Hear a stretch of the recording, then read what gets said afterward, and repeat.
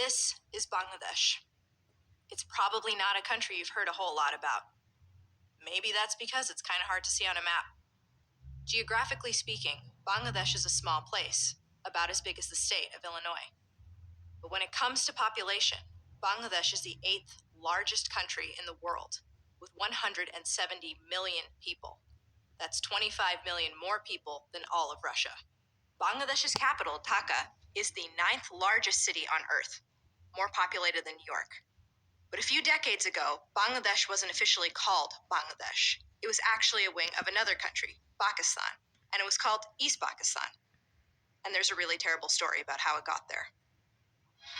A subcontinent larger than the whole of Europe becomes two self-governing dominions within the British Commonwealth of Nations. In 1947, as British India was becoming independent, the British government announced the subcontinent would be split in two. In the center, there would be a Hindu-majority country called India, and outside it, with wings on the east and west, there would be a Muslim-majority country called Pakistan. East Pakistan was populated mostly by Bengalis, people from this big region here, which had been split between east and west in the partition. West Pakistan was populated mostly by Punjabis, Pashtuns, Sindhis, and a few other ethnic groups. Separated by over 1,000 miles of Indian territory and demographically and culturally split between groups from opposite ends of South Asia, this was a really weird arrangement. In the years following independence, it turned out not to work too well for people in the East. Even though East Pakistan had most of the country's population, they were shut out of the levels of power. The central government was dominated by people from the West. The real power in the country was the armed forces, and Bengalis only constituted about 5% of all military personnel. East Pakistan was treated as an internal colony of the West. The export earnings of its agrarian industries were siphoned off by the central government, and the region was neglected in terms of spending. And there was no better symbol of the East's subservient position than language. Because even though East Pakistan was a majority of the country's population, its most common language, Bengali, was given no federal status. Bengali speakers were treated like second-class citizens. So in 1970, Pakistan held national elections, overseen by a military dictator named Yahya Khan.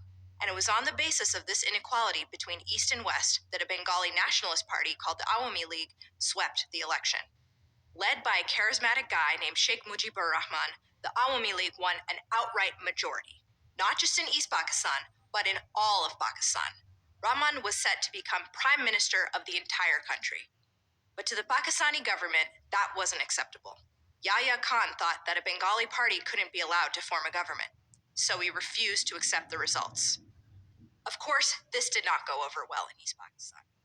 The bitterness of poverty and resentment in East Pakistan erupted today in a kind of civil war. Sheikh Mujibur Rahman, the leader of East Pakistan, declared the region an independent republic, which he said will be called Bangladesh.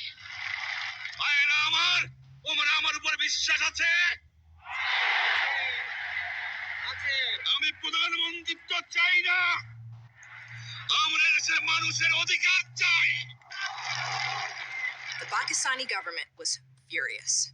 So the next night, they launched their response, a campaign they called Operation Searchlight. They branded it as a program of pacification to calm the situation and return things to normal. But their real plan was different. Mass murder on an unimaginable scale. And that's where the United States comes in. Bangladesh was not just another story about the problems of post-colonial states and artificial borders. This was a story that took place on an international scale. It became a violent theater of the Cold War, one in which America played an active role. Yahya Khan was a close ally of America's president, Richard Nixon. Nixon and his Secretary of State, Henry Kissinger, loved that type of right-wing military dictator. Nixon even called Khan, quote, a good friend. So in the 1960s and 70s, the Pakistani regime became one of the largest recipients of American military aid in the entire world. Most of the planes, guns, bullets, and bombs that Pakistan was now flying into Bangladesh had been generously supplied to it by the United States. And with those American weapons, Pakistan unleashed a campaign of absolute terror, today recognized as one of the most ruthless genocides of the entire 20th century. Now West Pakistan, which also has most of the army, is trying to crush the revolt. There are reports of many casualties in Dhaka and other East Pakistan cities. When they arrived in Bangladesh, Pakistan soldiers put the city under strict martial law. Rahman was arrested, and any Bengali thought to support him was murdered. Yahya Khan personally gave the orders. "Kill 3 million of them," he said, "and the rest will eat out of our hands." Dhaka became a particularly gruesome sight. Huge sections of the city were bombed.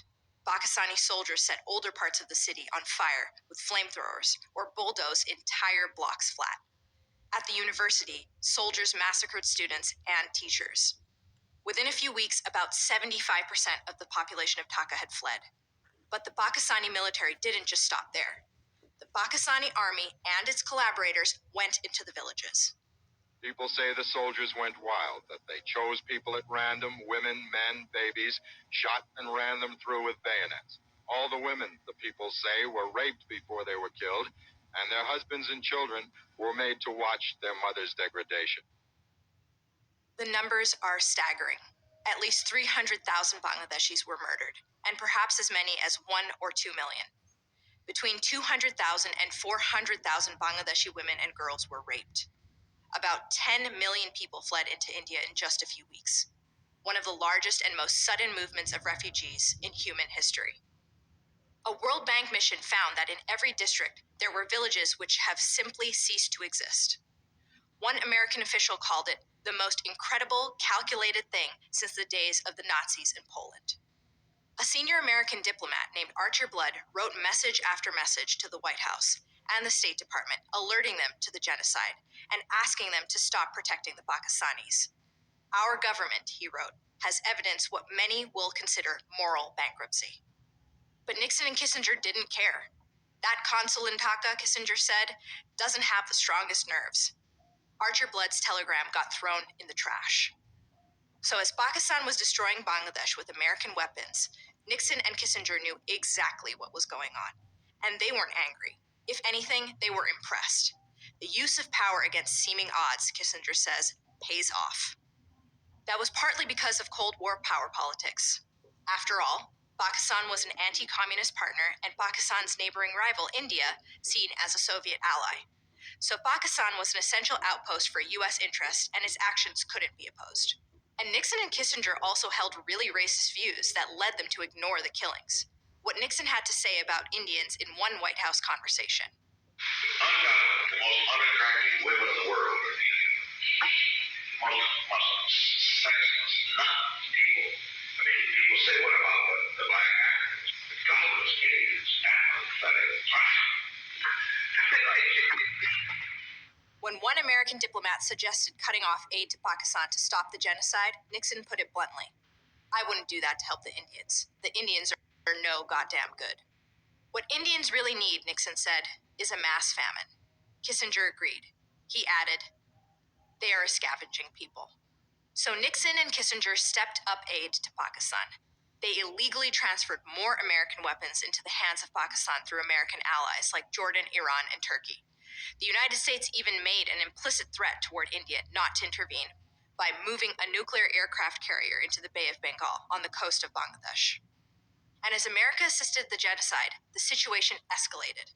With so many Bengali refugees flooding across the border, India had to intervene. The Indian government gave its support to pro-independence Bangladeshi rebels fighting the Pakistani army. Pakistan responded by launching an attack on the Indian Air Force, and the situation turned into an all-out war. But with Indian intervention, that war ended in just 2 weeks. Pakistan surrendered and Bangladesh became an independent country.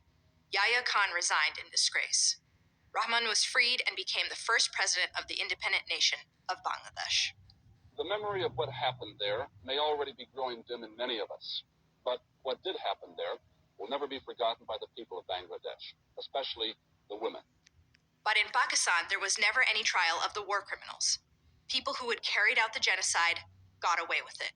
The generals and politicians who had planned it remained dominant in national life. Even in Bangladesh, many people who had collaborated in the genocide continued to be prominent in public life, becoming businessmen and politicians. And two of the biggest collaborators in the genocide, Henry Kissinger and Richard Nixon, were never tried or held responsible for their role in Bangladesh. They had knowingly facilitated a genocide, had joked about it, had spoken positively of its leaders, and they got away with it. I'm Nashwa Zaman for the Gravel Institute.